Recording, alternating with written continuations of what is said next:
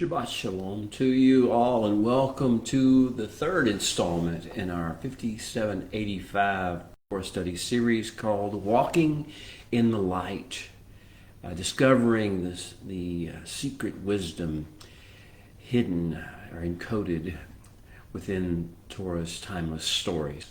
I'm Bill Bullock, and I'm coming to you live this morning from the Biblical Lifestyle Center in Texarkana, USA. And I'm wishing for you a great Sabbath with blessings of true shalom. Shalom that will help you endure the difficult times and struggles that may come during the next 6 days and throughout the rest of your life and your time on earth. If you're with us today, please let us know where you are, who you are, where you are, any questions or comments you may have about this third episode of this particular series. And we're talking about Parsha Lecha. This is walk away, go out for yourself. The Holy One spoke to Abraham. And he said, go out for yourself, walk away from the things that you know, and find who you were truly created and designed to be. Find your real purpose in life. That's what this whole weekend, this whole discussion will be about. So welcome to you all. Let me know where you are. Okay, so we're doing our series of Walking in the Light, and so that's what we're going to try to continue to do, is walk in the light. But we're learning to walk in the light, not through tomes of religious literature or some book of outdated regulations and codes.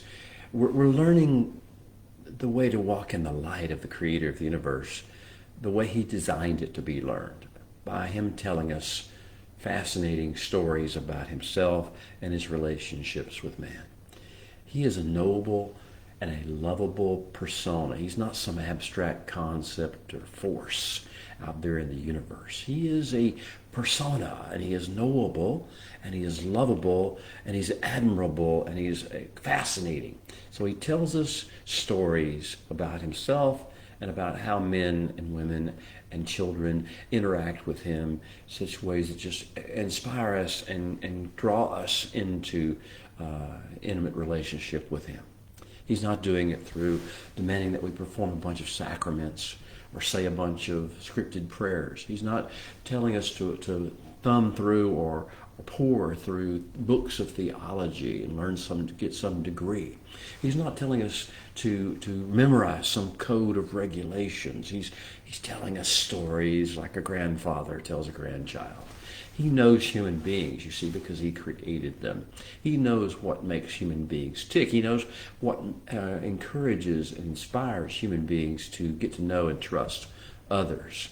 He knows that the most effectual way of building a relationship is through telling and then having the other person carefully listen to and think about stories. The potential friend or companion who's telling it has a life story, and boy, does the Holy One, the Creator of the universe, ever have stories to tell. We just listen, and we learn how to love Him and care about Him by listening to His stories. So welcome to the Torah, the Holy One's grand storybook. The book through which He introduces human beings who walk with Him, who walk in and as His shadow, the shadow of the Almighty. There are those people, and we can be those people. People who respond to His divine call to get into and maintain alignment on earth as it is in heaven, alignment. So we do on earth what is happening, and we're instructed to do from heaven. Now, let's get into context here. Every story has its context and its background. So we're talking about immediately after the flood we read about last week in Parsha Noah. After the flood, we had the advent of what I call the nation age, the age of nations. And so during this period of the age of the nations, the Holy One is telling us compelling stories that are designed to introduce us to men who walk with Him and women who walk with Him and abide in Him and His shadow. He gives us already examples of Adam before the fall, and Abel, and Hanok, Enoch, and Noah, afterwards. We should have some background in the idea that we can indeed walk with the Holy One. But we can't do that and walk in the world's ways as well. We can learn that we can walk in the shadow of the Almighty as we were designed to do, but we can't walk in the shadow of man's governments and man's ideas and man's ideologies. If we do so, we can't do both. But we have learned, and I hope you've been watching and listening and getting caught up in this beautiful story, that there is a vast difference in the quality of life and of the sociological ecosystem impact between men who walk with the Creator in His shadow and those who do not. Many do not. They choose not to walk with the Creator. They choose not to walk in His shadow and become His shadow upon the earth. And those who do not live a different quality of life and have a vastly inferior societal ecosystem impact upon the world than those who do choose to walk with the Creator and those who walk in His shadow. Men who walk with the Creator, you see, learn from Him and learn to discipline themselves in and through proper alignment. The alignment is supposed to be that the God-breathed Spirit of us is at the head. The nephesh, the mind, will, and emotions, the interface, then becomes in alignment with the neshama and the eternal spirit within us. And then under that, lining up under that, is the basar, the Hebrew word for flesh. The appetites, the urges, the drives, the instincts and habits, they are under subjection. When alignment is proper, neshama, nephesh, basar, then the basar, the flesh, follows the will of the mind of the nephesh, which follows the directions and the leading and the inspiration of the neshama in the head, basar, flesh in the tail. So, that's what we're hoping to get to. The Holy One's been teaching us there is a way to walk with Him, to learn the disciplines of proper neshama, nephesh, and basar alignment. Are you interested? Are you excited? Or are you inspired? Are you motivated? Are you ready to do that? Well, let's get started. Let's set the scene for the next series of stories the great storyteller wants to tell. We need to inquire a little bit more about what has happened in the world since the great storyteller's last tale that he told at the end of Parsanoah. You see, the big difference is that it's 10 generations later, and we now live in a thoroughly post-Tower of Babel world, and we now have something that no one never had to face. We have goyim. We have nations, as the King James Version taught us to say it. We have collectives of thought. Let's get into that more detail as we go. This story is fascinating as how these goyim, these nations, work. The psalmist will teach us what their motivation and their way is. Nations rage. Why do the nations rage? We'll find out a little bit about that as we go.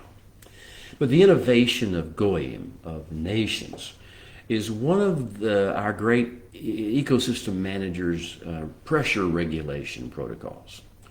It's a means of managing all the raw, the evil, as it's called in the King James Version, the shakat, the corruption, as it's called in the English Bibles, and the Hamas, which is the violence and the cruelty, as it's mentioned in the English Bibles. All these three factors, Ra, Shakat, and Hamas, these things have been running unchecked in the world. They did so in the days since Nimrod's One World Order movement. That deceived and recruited and manipulated gullible men and women who did not walk with the Creator. We've talked about those and the lack of impact they have and the lack of quality of life they have.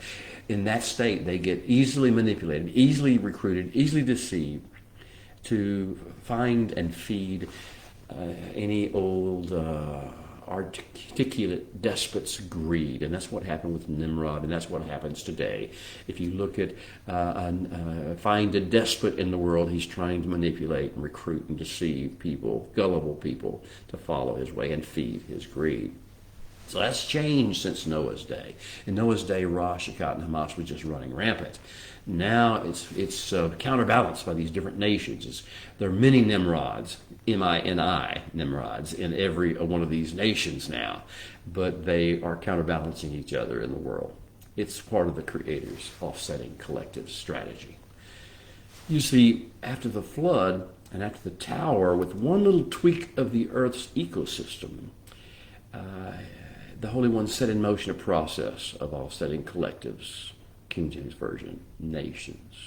It's not a bad thing. It's not the ultimate good, but it's not a bad thing. It's a necessary pressure regulation, pressure release methodology in this era. So what little tweak did the Holy One perform to make this happen, to set in motion the offsetting collectives and nations protocol? Well, he temporarily removed the unifying effect of the Hebrew language, the Creator speak language that he used to create the world. He removed it from the minds and mouths of men who chose not to walk with him. He just plucked it out of the air, out of the mind of human beings, and took it away, and they had no more unifying language. And therefore, they had to seek and find like people who could communicate in whatever base forms they could. And that's where the languages of the earth, the normal languages of the earth and the nations came from. And that's how the nations began to build and join together. You see, he knows, the Holy One does, and I hope you know as well, that men who do not walk with the Creator, with them, what they do not understand, they fear. And what they fear, they hate, and they despise, and they dehumanize, and they demonize. And whatever they hate and despise, dehumanize, and demonize, they will be repulsed by, and they will separate themselves and their families from, and they will compete with, and they will stand in opposition to, and they will forcefully resist all those they hate, despise, demonize, dehumanize. You see it every day, and this is the way of the offsetting collectives. They will not join together. They will not overcome. Their hate is too strong. Their fear is too strong whenever they are not walking with the Holy One. Oh, there is a way to unite, and there will be a time to unite under Mashiach, and it will be all in accordance with the divine plan. But yet, this has not been a time. Now, why is the nation's strategy, the strategy of competing and disliking each other nations, necessary? Well, the Holy One told us, the great storyteller let us know in Genesis 8:21. Even after the flood, he said, the Yetzer, the focus, the formulation, the meditation, the inclination, the Yetzer of man's heart is evil, is only selfish from his youth. That's even after the flood. So that had to happen.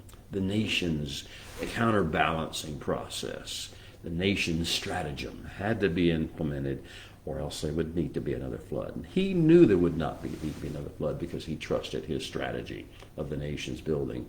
And another little thing that he's going to introduce, which is the secret key to unraveling the nation's strategy that will happen through a man and a covenant and a people following after Avram. Now, I want to go on with another scripture. I read you 8:21 from Genesis 8:21b. The Yetzer of man's heart is raw from his youth. Let's go forward, fast forward to Genesis 11:8-9, again from last week in Parsha Noah, after the Tower of Babel. The Holy One balald. He poured over, he pulled out the safa, the tongue of all the earth, the tongue of the Holy One, the Hebrew tongue. And from the Tower of Babel, the Holy One scattered. He sowed seed like men. He scattered them abroad, al panei kol haaretz, all over the face of the earth. That's the situation we face. That's the background for our story. One more scripture, Genesis 10:5. From the three sons of Noah, the coastland peoples of the Goyim, the King James Version calls it Gentiles, were separated into their lands, everyone according to his language, according to their families, into their Goyim. And here the word is repeated, but this time the King James Version calls it nations. And then in Genesis 11:31, finishing up before we get ready to start the Storyteller's New Stories, introducing the migration phenomenon. And this is a critical factor of this understanding the ways of the nations work. As there are nations forming, there will be divisions within them, and there will be strategic things happen in them, and there will be migration patterns that develop. And so in Genesis 11:31, the Holy One tells us a story about a man who was Abraham's father, Terach. It says, and Terach took Avram Beno, his son, and Lot, son of Haran, his son, and Sarai, Haratu, his daughter-in-law, Eshet, Avram Beno, the daughter of Abraham, his son, and he went out with them. So Terach is this first migrant that we read about in this era. Terach took Avram out of Ur of the Chaldeans, this one nation, this leading nation at the time, the most powerful nation, is now suffering a migration. And this migration is going out from the Chaldeans into different parts of the world. And the plan that apparently Terach had, again, not an inspired plan necessarily, just a plan that came up with, was to go to the land of Canaan, perhaps including Israel and North Africa. But to the land of Canaan was where Terach was headed. For some reason, though, but when he came to Haran in upper Mesopotamia, instead of going to the land of Canaan, he settled, and they all settled there in Haran in upper Mesopotamia. And Terach lived out his life and died in Haran. So that's the migrant story that we'll begin to see. There's going to be another migration. Avram is going to be the first migrant who is actually divinely inspired to migrate. And there is a big difference between one who is divinely inspired to migrate and one who does so out of some other motivation than divine inspiration, who wants more, who comes out of greed, or comes out of need, or comes out of desperation, or comes out of warfare, or comes out of anger, or comes out of rejection by his fellows, or try to escape something, or to find something in the flesh or in the pseudo-intellect. Well, that's not the kind of migration that will change the world for the good, that will bring healing to the world. It's only the migration that the Holy One has inspired for his purposes. We'll talk about what those purposes are as the great storyteller unveils it all. I just want to say before we go further that the nation's stratagem is a truly brilliant ecosystem management plan. Without the nation's stratagem, there would have to be great floods and things like that. But with the nation's stratagem, we have counterbalances all over the world. The Holy One has no need to destroy the world through great cataclysms, floods, and things like that. He just lets the nations jostle in the earth womb, as it is, and lets them compete with one another and balance one another and regulate themselves in their Rosh, Shechat, and Hamas, all subject to the Aretz, the earth, the ecosystem itself, which is charged with the ability to disperse and vomit out any nation that consistently or malignantly overreaches and sheds innocent blood. The Eretz, you see, plays a role in this whole ecosystem management plan. If one of these nations begins to get too powerful, too strong, too bloodthirsty, and creates, then the ecosystem will groan in eager expectation of the sons of the Holy One being revealed, and it will vomit out and cause upheavals. And there will be great storms, and there will be earthquakes, there will be wars and rumors of wars, and there will be all sorts of things in this earth until men and households are once again primed and ready for walking with, communing with, serving, living in the shadow and as the shadow of the Creator of the universe, as instructed in Torah, according to the true one world order that really will exist at the end of days, headed by Mashiach, advance payment on Mashiach's kingdom. Well, let's go forward and set the scene specifically for the great stories of Parsha number 3, Lecha. The world is in full post-Babel dispersion mode. There are 70 nations around us. And as you know, nations rage. knowing that the Holy One is going to take care of the situation. He has something up his sleeve. He has a way of dealing with the Ra, Shakat, and Hamas pockets of the world and counterbalancing them and keeping the nations in check, if not neutralized, going forward. So it's time for us to learn what that plan is and rejoice in it and celebrate it and embrace our role in it, in the King's vision and his plan for fixing the world. Grand adventures, I call it. Grand adventures he's got planned for us in strategic and effective, God-honoring counterculture pushback against the nations. Lech, Lecha, Parsha number 3. Walk away. Go forth. Migrate. To find out and become the one you were created to be. We're to walk with the Creator in this post-Babel, nation-driven age. We're to learn our calling and our mission and the rules, engagement we have with the nations. And Avram and his son Yitzhak, and his son Yaakov, and his son Yosef, and also to some degree Yehuda, and the great descended nation of Bnei Israel, the children of Israel. These are our prototypes to teach us how to walk in the ways of the Holy One, how to counterbalance the nations. Well, here we are.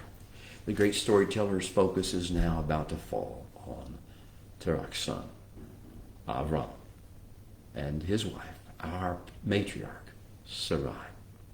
It is, in the background of our story is the Middle Bronze Age, I should say, the Middle Bronze Age. There are, in this age, outliers of society, transcenders, I call them, who are migrating for different reasons, but they're migrating. These are not inspired migrations. They're fed by dissatisfaction, need, greed, wanderlust, the power, the real seeking power, and that of fear. But at the age of 75 years, Abraham is living in Upper Mesopotamia, in Haran. And he raises flocks. He's a simple man. A man who raises flocks and herds with his wife Sarai, who is 65 years old and is very barren. She has no children and she has no prospect of having any. They also live near or with their brother, Avram's brother Nachor, and his wife Milcah. And they have a growing family there, but it's not a growing family for Abraham and Sarai. There is also with them a fatherless nephew, Lot. The other son of Terach, Haran, has passed away early, and he has left a son, a fatherless son, named Lot. And so these are the people the characters that will build our story around. But before we do that, let's sing our call to worship. Would you join me? Take your deep breath, kind of relax, and just let the Hebrew words waft over you. Sing along with them if you know them. We're going to sing the Baraku, the blessing, before reading the Torah. Baraku et Adonai Hamvorak. Baruch Adonai Hamvorak Leolam Vaed. Baruch Ata Adonai Eloheinu Melech HaOlam Asher Bachar Banu Mikol Ha'amin V'natan Lanu Et Toratu. Baruch Ata Adonai Noten HaTorah. Amen. And now may you open our eyes, O Holy One, that we may see wondrous things in your Torah. For we are just strangers in this earth. So please do not hide your instructions from us. And now gather round, children. You're not my children, but you are the children of the Creator of the universe. So gather around, children. It's story time again. The Holy One is the ultimate storyteller. His stories have fascinating settings and are told in delightful mixtures of literal and figurative language, and sometimes the literal and the figurative are both present in the same words, like the bow in the clouds, and like the sign of the circumcision we'll read about. They're both literal and figurative. And the stories of the Creator have relatable characters you can love or hate. The stories of the Creator dazzle with stunning and suspenseful action sequences. The things that happen really matter in the world. The stories of the Holy One invite us to consider layers and layers of meaning, depending on who we are as we're listening, where we are as we're listening to, and why we're listening, for that matter. Excuse me, the stories of the Holy One. With regard to anyone who is diligently searching for a purpose, priority, and direction in life, the stories of the Holy One are encoded with easy-to-decipher messages that guide us in our quest. So here's the story of the call of Abraham, our father. You ready? Vayomer Adonai el Avram, and the Holy One spoke to Avram. Lech Lecha, go out, walk away to find your true reason to be alive. Be'arseka umimoladecha umibet avika, from your land, and from your nativity milieu, and from your father's house. El haaretz aser areka, and to the eretz that I will be showing you, opening your eyes to, giving you a vision for and a revelation of. You're going to see the world different than you've ever seen it before, and see land different than you've ever seen it before. It continues, the storyteller continues. Ve'eska lagoy gadol, and I will build you into a great people group, a great nation, a great collective. Ve'avavareka, I will bless you. Ve'agadela shemeka, and I will make of your name a great reputation, a renown. Ve'heyeh beracha, and you will be a blessing, a prototype and a model and a distributor of blessing. Ve'avareka mevarakeka, and I will bless he who blesses you. Kalaleka aor, but I will diminish him who curses you. V'nivreka beka kol mishkafot ha'arma, and you will become a blessing to every family of the earth. Wow. Now there is hope. These words in Genesis 12, 1 through 3, this part of the story of our ancestor Avram Avinu, brings hope to the world. Brings a thread of light into the world through the nation stratagem, around and bypassing the nation stratagem, or actually going right through it. The thread of hope will go through it. The hope for the world through covenant-based reintroduction of pure language and avodah. You see, the Hebrew language had been removed from the earth in the time of the Tower of the Babel.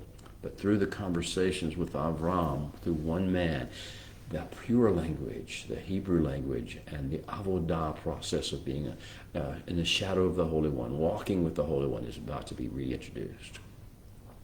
And we're about to find, the storyteller is going to tell us about the initial band, the prototype band of divinely inspired and deployed migrants. This is going to be good. And so we read a little bit later in chapter 12, Vayelech Avram. And so Avram walked away as the Holy One had told him to. And Lot went with him. And Avram was 75 years old when he departed, and he broke free from Haran when he began to migrate. And the next it says, Vayikach Avram. And Avram took, who did he take? He took Sarah, his wife, and Lot, his brother's son, and all their possessions that they had gathered, the herds and the flocks, and some new group that we haven't talked about, the people whom they had acquired in Haran.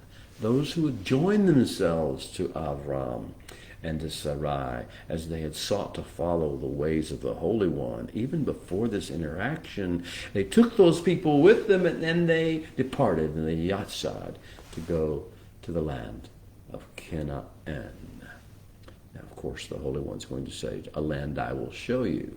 But Avram was headed in that direction, and he wound up going there.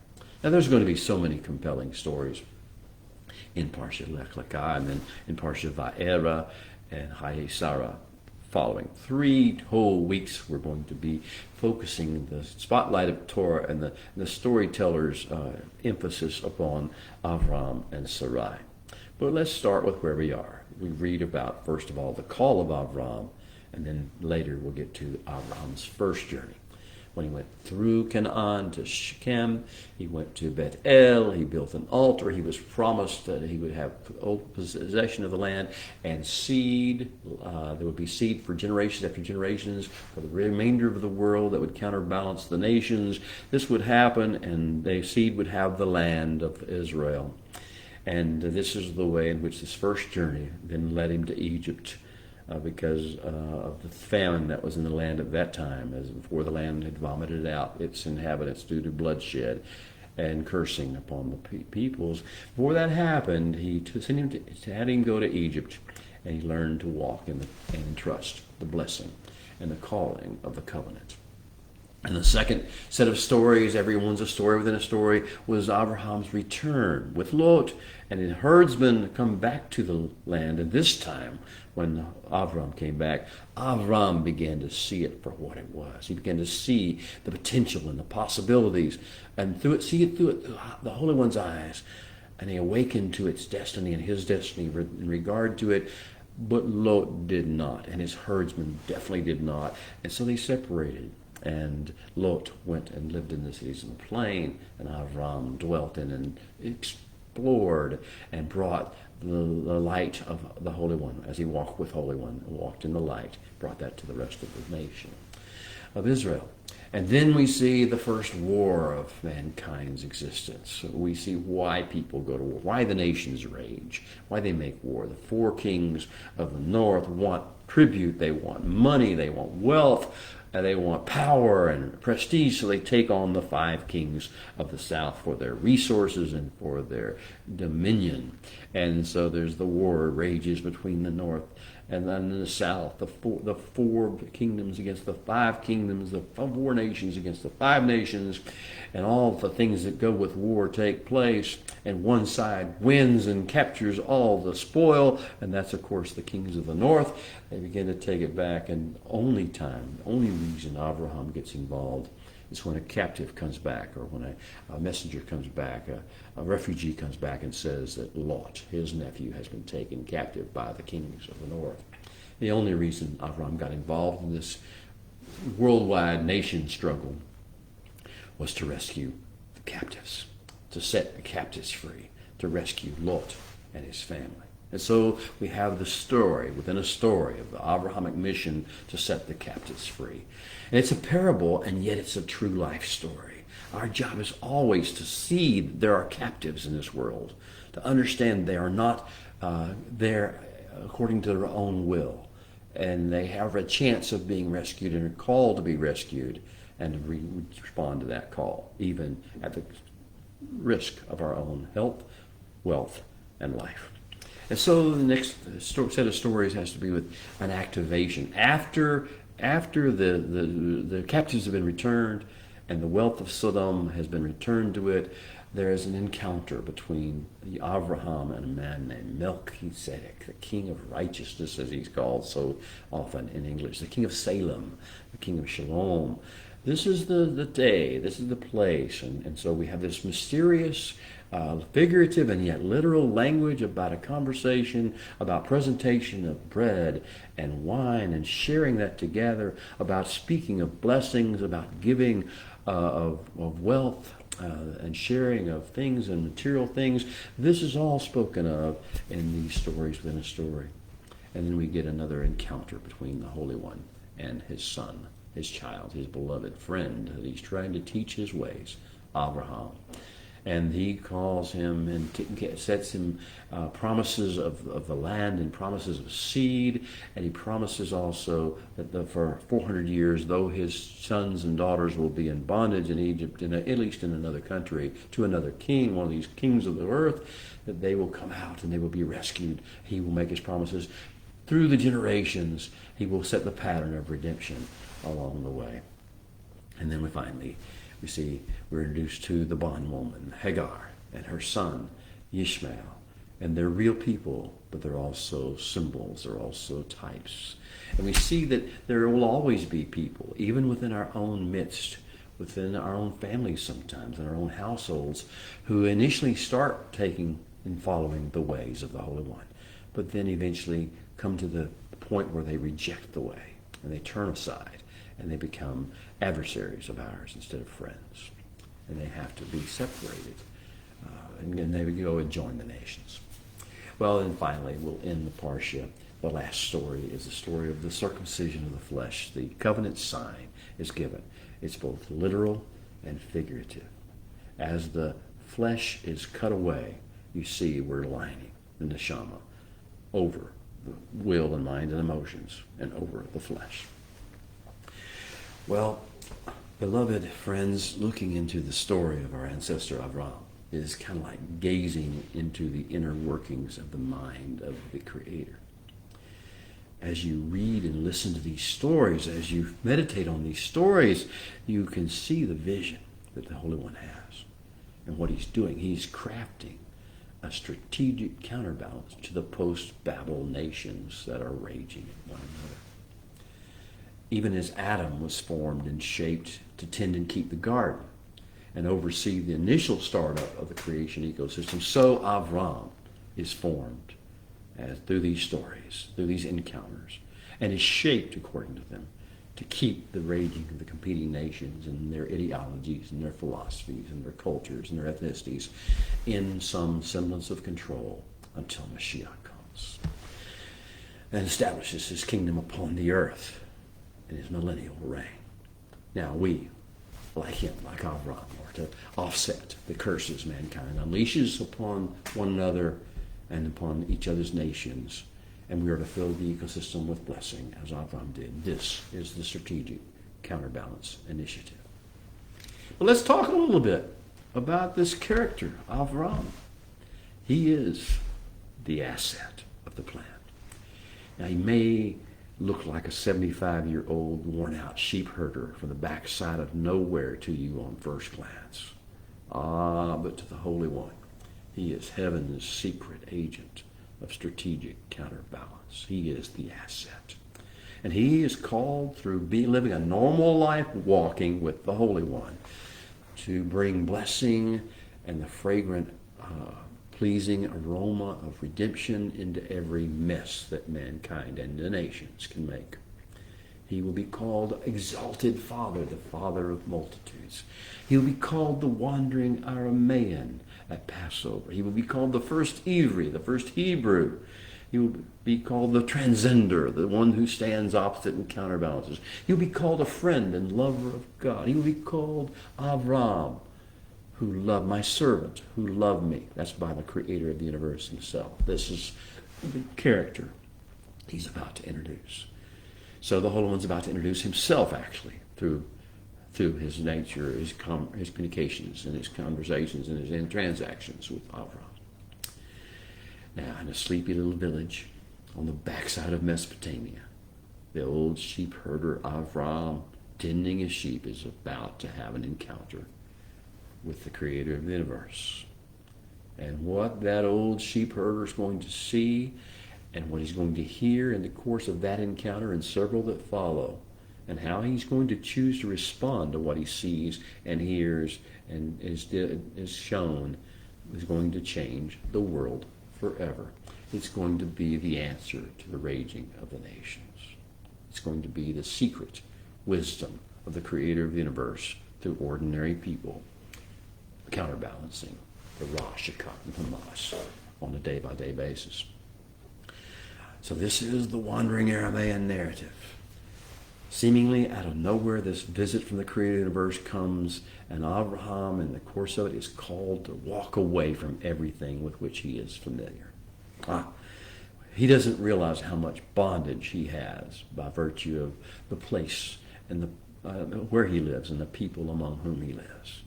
We don't realize, you don't realize, beloved, how much bondage, how many lies you're under by virtue of just being where you are and around the people you are around, listening to the sources of information, the echo chambers that you're listening to.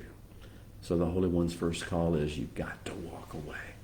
You got to see yourself as being able to transcend and get above and overcome what you're hearing, what the lies that you even know you're bound by. Avram is called to walk away, to leave everything with which he's familiar and strike out on a great odyssey, a great journey, a great adventure. He's calling, the Holy Ones, the storyteller's calling you as well, beloved, to step out on a great adventure, to transcend, to be bigger than the things around you that you are familiar with. And he calls him to do so. He calls us to do so without telling us the specific destination, without telling us all the end of the story.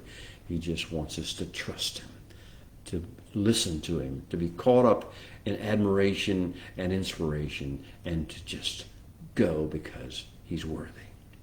So Abraham winds up taking a small entourage on a journey to the land of Canaan. When he gets there, it's nothing special, right? He doesn't see it yet. Because it's filled with and entrenched by and under the control of pagan nations, the people, the nations that rage. And it's in a famine state. And so he doesn't see it on the first journey. And yet he sees the goodness of the Holy One. And the Holy One promises this land will be his. And he will have seed for generations, for 1,000 generations to come, as it were, that will have this land and have a connection to this particular land. And it's more than he thinks it is. And he promises those things to him. So while he's there in the land of Avram, our ancestor, he pitches his tent and sets up a little camp in a couple of places. Shechem, as it's called in the English language a lot of times. And also at Bethel, as it's called in English. And he built a couple of altars to the one true God. What a shock that must have been to the local residents. Perhaps with the exception of the fact that Melchizedek lived a few kilometers away and was who he was all this time. They had never seen an altar built to the one true God. And Abraham didn't really have a lot of expertise in how to worship and bring his praise and expound on the goodness of the Holy One. So he built an altar there at Shechem, and he built one at Bethel. And he called upon the name of the one true God, but he didn't really know what to say. Have you ever been in that situation where you didn't really know what to say? You just knew you had the privilege of speaking with the Creator of the universe, and he wanted to have a conversation and a relationship. And though you didn't have really good words, you spoke anyway and you did things anyway because you wanted to fulfill that relationship. Well, Avram pitched his tent in a couple of places, and he set up camp and built altars and called upon the name of the one true God. And he looked around and he said, but it's still a famine here. And the Canaanites, the Canaani, are still in the land, and they're doing evil things. So Avram took off to go to the breadbasket of the world, to Egypt, and a prototypical journey that would be repeated by his ancestors a few generations later. And again, Avram's just learning. We're all just learning how to walk with the Holy One. We're all just learning how to survive and abide in his shadow, in the shadow of the Almighty. And so in his early days of covenant, he sets out to get to Egypt, and he realizes he's got problems, because Sarai, his wife, though she is 75, though she's getting older, she's still beautiful. And he knows the people. He knows the ways of the flesh. He knows the ways of the nations, the lusts of the nations. And so he says he'll play a footloose with the truth and talk about his wife Sarai being, and she will claim for him that she is his sister, not his bride. And there's a little bit of truth to that. We won't go into the backstory of that, but it's not the whole truth. And so when he gets to Egypt, it happens just as he planned. And she gets taken into Pharaoh's harem among thousands of others, so she's not involved. And she's miraculously not touched because the Holy One's promise is true of protection and provision. And then while she's there, because it's not designed for this to last forever, the Holy One begins to touch Egypt, begins to intervene on behalf of Avram and Sarai. And he strikes Egypt with a barrenness plague, as may sound familiar to you a few generations later, striking of Egypt with plagues. And this all gets blamed on Avram and Sarai, and they want rid of that couple. So Avram is given riches, and the entire entourage is kicked out and sent on their way with a prototypical banishment from the land of Egypt, which we'll see again, of course, in generations to come. And then the story continues. Upon returning to Canaan with the riches that the Egyptians have showered on him and his entourage, Avram and Lot find that suddenly their under-shepherds can't get along. The servants, mostly that Pharaoh had given them in Egypt, they have no understanding of this great mission or calling, and they are competing with one another like the nations do, and they can't get along. So Avram, well, he's already catching the greater vision, even though Lot is not. So Avram is ready to do whatever it needs to be. Lot feels like he needs to go to the city life and the bustling cities of the plain, even though they're reeking with perversion. He's willing to do this for financial gain and for other purposes, and we don't know all of his motivations. But they decide to split up. And Avram chooses the untapped potential of Judea and Samaria, as we call them today, the wilderness areas of Eretz Yisrael, the areas of untapped potential that only the sons of the living God, the sons of the covenant, are able to fully untap. He goes and he ultimately finds a place to settle in the semi-arid hills of the upper Negev near Hebron. He saw the beauty of that area when most people could not. And the nations, here they do what the nations do. They rage. And the raging results in the region where Avram is living, getting embroiled in the First True World War. Lot and his family get captured and carried away, along with the wealth from Sodom. Avram, then the story continues, plays kinsman redeemer. He illustrates what it looks like for a kinsman redeemer to drop everything and go bring a redemption to a kinsman who is in trouble. So Avram and some Canaanite sheepherder acquaintances take on the greatest army in the world in a impossible situation, but somehow, against all odds, because of the promise and the blessing of the Holy One, Avram and his entourage somehow managed to rescue Lot and his family and bring back all the loot that the raiding armies of the kings of the north stole. They take it back to Sodom and they walk away. They don't need what Sodom has to offer. They don't need what Gomorrah has to offer. They don't need the wealth of the world. They have another form of blessing. Then on his way back home to Hebron, Avram meets and has wine and bread with a mysterious figure named Melchizedek at a place Torah calls Shalom. We'll see this place many times in the future. But blessings are exchanged and wealth is shared. And then Avram returns to what he might have expected to be normal life, but no, immediately he has, upon returning to Hebron, he has a crazy dream.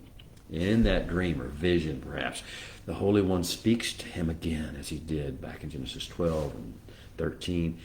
The Holy One speaks to Avram again, introduces the Hebrew language again, the language of unity and of revelation again, and he cuts covenant with Avram, formally telling him what the future holds for him and for Sarai and for the family that they don't even have yet, but that it will be coming, he promises. Now, speaking of family, the storyteller wants us to know that Sarai gets tired of waiting for the Holy One to open her womb. She's been barren all her life. It's weighed heavy upon her. It's wounded her. It's traumatized her to some degree. And most of the time she does just fine. But now with all this talk about seed and family, and now she begins to wonder, what's that got to do with her, who's barren? So she becomes to come up with another plan. She plays amateur human trafficker, and she sets up Avram with her faithful servant, Hagar. That was the beginning of big problems in the house. Hagar got pregnant, and boy, did trouble ever start between her and Sarai. Neither one of them handled it particularly well. But Hagar ran away and quickly ran out of water. An angel, the first time we've heard really a reference to an angel, a messenger from heaven, appears and tells Hagar to go back to Sarah and to her tent and prophesies over Hagar concerning this child that she is going to, and eventually does, bear. The name of the child will be Ishmael. When we fast forward, then the storyteller fast forwards 13 years, and Avram has another visitation. And this time the Holy One promises that the miracle child is about to be born. Not to Hagar, not to some surrogate, but to Sarai herself. And that, accompanying with that, both Sarai and Avram get name upgrades. Avram becomes Avraham. Sarai becomes Sarah. And the covenant the Holy One cut with Avram a few years earlier, is then sealed with a covenant sign, an ot, as it's called in Hebrew. And that covenant sign is that every male child born of the covenant is to be circumcised in the foreskin of his flesh on the 8th day of life. And as I said earlier, it's both literal and figurative. It's both actual and symbolic of the cutting away of the flesh. And then in anticipation of faith in the promise of the seed that he was born to Sarah, Avram circumcises himself, his 13-year-old son Ishmael by Hagar, and every male in the camp. Well, that's the essence of the series of stories within stories that the great storyteller is telling us in this third parsha of Torah. I hope as you begin to go into your little smaller groups, or as you do so by yourself in your own study times, that you will investigate all the details and be absorbed in all the beauty and the nuances of the stories the storyteller is telling you about, the stories within the stories, behind the stories. I hope you'll do that. But let's talk for a few minutes, the last few minutes we have left, about this Lecha calling the Holy One has given to Avram and to us. It is a first critical step in the Holy One's grand plan for us and for the world around us, for the families that we are part of, for the regions, for the communities, for the places he's going to call us to go. This Lecha calling, go out for yourself. Walk away from things that are binding you up. This is a divine invitation to us all to transcend, to touch heaven and be more focused upon the ways and the thoughts and the words and the instructions and the ways things work in heaven than they do are about what's happening down here. So what does transcend mean? If we're going to be transcenders, if we're called to be transcenders and to transcend the politics and the economies and the religions of the world, then what does transcend mean? It means to go beyond the established, accepted limits and callings, ceilings, as it were. Cross over a geographical boundary is a good way to go beyond established limits or ceilings. And it means to surpass. In other words, to pass other runners on a track, to go faster, to go farther, to get around them, to move on when they're staying still or thereabouts, going slow. And it means to live independently of the ordinary framework of givens that prevail in one's family, in one's cultural milieu, and in one's generation and time. Transcenders, are you one of them? Are you able to rise above all the petty stuff that's being discussed online, in the media, in governments? Are you ready? Are you willing to keep your focus upon that which is of the heavens? Do you have a vision for a city not built by human hands, a city with foundations established in heaven? Do you have the Abrahamic vision? Are you a transcender in waiting to be called? Well, come forth this time. Come forth like Abraham did, like Yitzhak and Yaakov will, like Joseph will, like Yehuda will, like the Bnei Israel, the mixed multitude of the nations that join Bnei Israel will come forth in a great time. Come forth. This is your moment of hearing the call. But who will you be going to? You'll be going to the nations, the Goyim, the other guys. You don't have to hate them. We shouldn't hate them. They're our brothers. But they have not been awakened to the allure, to the desire of walking with the Holy One and doing his work in his ways and bringing redemption to the world. So who are these other guys? And what holds them together and defines their worldview? Well, they're people groups that band together and form collectives around fleshly and pseudo-intellectual reactions and responses to Ra, Shakat, and Hamas that they see in themselves and project onto others. You see Ra, Shakat, and Hamas, and they see it in themselves, and they hate it, so they project it onto others. They blame everybody else. They accuse everybody else. They condemn everybody else as walking in Ra, Shakat, and Hamas, and this is their nation's basis, is a basis for the nations. Now, what binds them together? What holds them together? What holds the nations individually together? A shared fear, which ultimately always transcends into a shared hatred. Beyond a shared fear that binds the nations together individually is a shared offense, a shared victimhood, a shared trauma. They want to be victims, and they have a history that allows them to claim it, or they make up a history if they have to. It's real or manufactured, but they have the shared trauma, a shared victimhood. They have a shared offense, and this motivates them like the shared fear. Then every individual nation, its own individually though, has a shared level of lust, greed, envy, vengeance, and that sort of thing. The shared vices. They share the levels of vice and the prioritization of vices. So you see every culture, every nation, every collective shares this. They accept certain things even though they know they're not the best way for them to live, but they're acceptable, and it all depends on where they fall in the lust, greed, envy, vengeance matrix.